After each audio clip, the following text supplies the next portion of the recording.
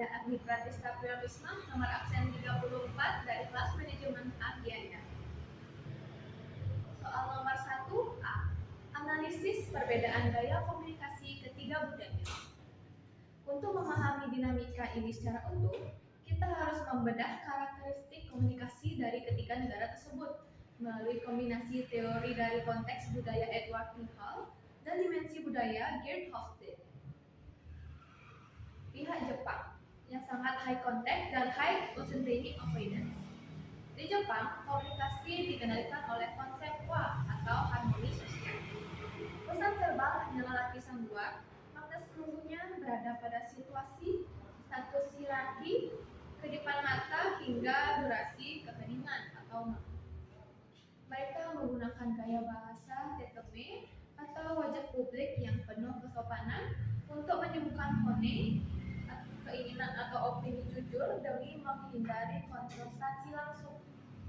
Selain itu, karena indeks penghindaran ketidakpastian atau uncertainty avoidance mereka tinggi, pihak Jepang membutuhkan waktu lama untuk membangun hubungan personal sebelum kesepakatan bisnis resmi ditandatangani. Pihak Amerika Serikat yang sangat low context dan individualisme. Bagi orang Amerika, komunikasi harus bersifat linear, eksplisit, dan transparan. Apa yang diucapkan adalah apa yang dimaksud.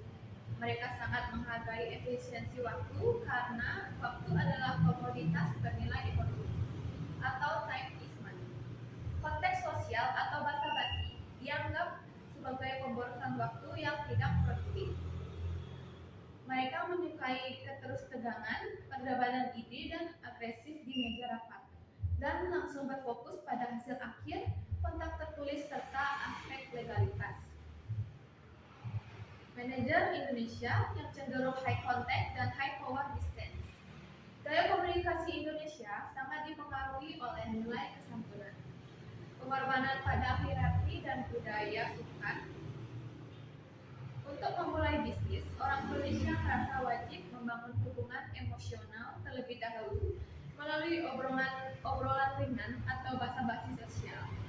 Penolakan atau kritik jarang disampaikan secara gamblang di depan umum, melainkan dibungkus dengan kalimat bersayap seperti akan kami pertimbangkan terlebih dahulu untuk menjaga perasaan lawan bicara.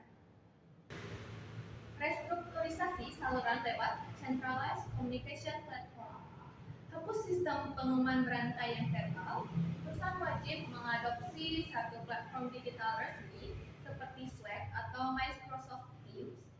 Buat saluran khusus pengumuman searah dari manajemen atau corporate announcement yang bersifat tertulis, ringkas, dan mutlak, sehingga seluruh karyawan dari level manajemen, dari level manager hingga staf lapangan menerima informasi yang sama pada detik yang sama. Berikutnya ada penerapan sistem feedback loop dan melatih komunikasi yang asertif. Setiap instruksi kerja atau standarisasi prosedur atau SOP baru wajib menyertakan sesi konfirmasi. Manajer tingkat menengah harus meminta perwakilan staf untuk memaparkan kembali pemahaman mereka secara singkat atau briefing balik. Hal ini dilakukan untuk mendeteksi adanya bias semantik sebelum operasional dimulai. Selanjutnya, meruntuhkan silo mentality dengan indikator kinerja bersama atau cross functional goals. Untuk meredam hambatan psikologis antar tim, manajemen harus mengubah struktur penilaian kinerja. Buat sebuah proyek strategis yang keberhasilannya dinilai dari kolaborasi dua divisi yang saling berkonflik. Selenggarakan forum sharing session bulanan secara konsisten agar setiap divisi bisa memaparkan tantangan kerja mereka, sehingga terbangun rasa empati dan respect profesional antar karyawan. Jawaban soal nomor 3A. Analisis masalah berdasarkan prinsip dasar komunikasi bisnis. Startup di Bali ini menghadapi krisis kredibilitas di pasar internasional karena mengabaikan 3 prinsip utama komunikasi bisnis global. Yang pertama, pelanggaran prinsip responsiveness atau respon yang lambat. Dalam ekosistem e-commerce atau layanan digital global, batas geografis dikikis oleh ekspektasi kecepatan, menunda balasan email atau pesan media sosial hingga hingga berjam-jam atau berhari-hari, mengirimkan sinyal negatif bahwa perusahaan tidak profesional, kekurangan staf, atau menghargai waktu konsumen. Pelanggaran kedua itu pelanggaran prinsip professional courtesy dan correctness atau bahasa kurang profesional. Menggunakan gaya bahasa yang terlalu casual, tata bahasa yang berantakan atau grammar error, menggunakan huruf kapital yang tidak tepat atau emoji berlebihan di saluran resmi, mengikis rasa aman konsumen internasional. Konsumen luar negeri menyamakan kualitas komunikasi dengan kualitas produk. Jika komunikasinya amatir, mereka berasumsi produknya pun cacat. Kesalahan terakhir yaitu gagal membaca profil audience atau kesalahpahaman budaya. Startup ini memperlakukan pelanggan internasional dengan standar domestik. Mereka tidak menyadari bahwa struktur kalimat, intonasi teks, dan cara menawarkan solusi memiliki bobot penilaian etika yang sangat berbeda di setiap negara. B. Evaluasi peran teknologi informasi atau dua sisi mata uang. Teknologi informasi bertindak sebagai faktor pengganda. Jika dikelola dengan buruk akan menjadi bencana, namun jika dikelola dengan sistemis akan menjadi solusi. Bagaimana teknologi memperarah masalah atau sisi negatifnya? Media sosial dan email menyediakan akses masuk pesan selama 24 jam tanpa henti. Jika startup memiliki sistem manajemen pesan, tumpukan pesan akan menciptakan kejenuhan informasi atau information overload bagi staf lokal. Selain itu, ketergantungan pada alat penerjemah otomatis atau instant machine translation seringkali menghasilkan teks yang kaku, kehilangan nuansa kesopanan, dan ada kalanya justru terdengar menuntut atau kasar bagi pelanggan asing.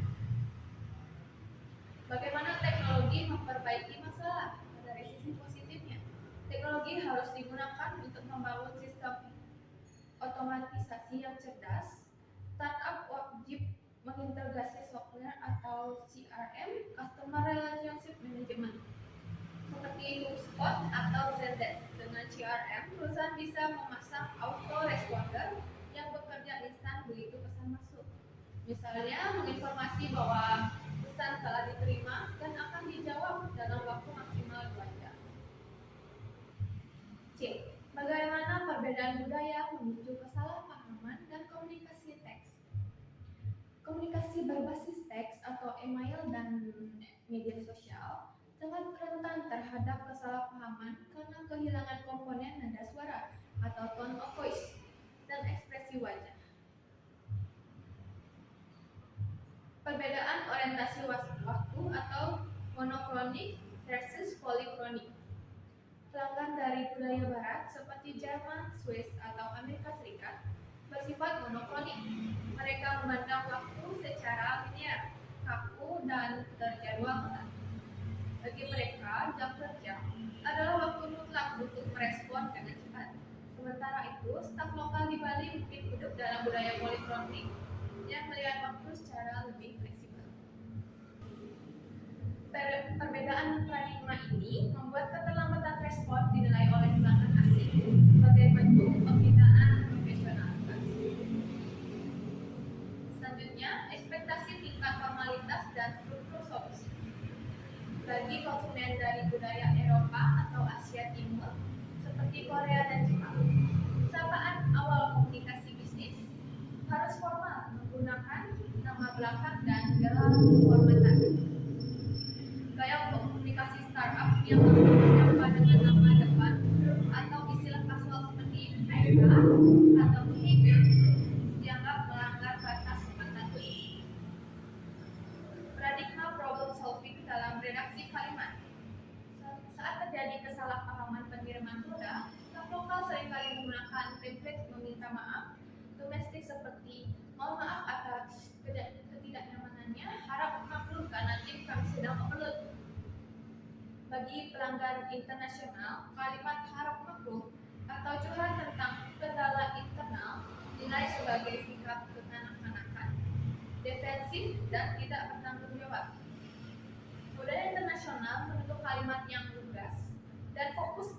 eksekusi kontrak. Seperti kami meminta maaf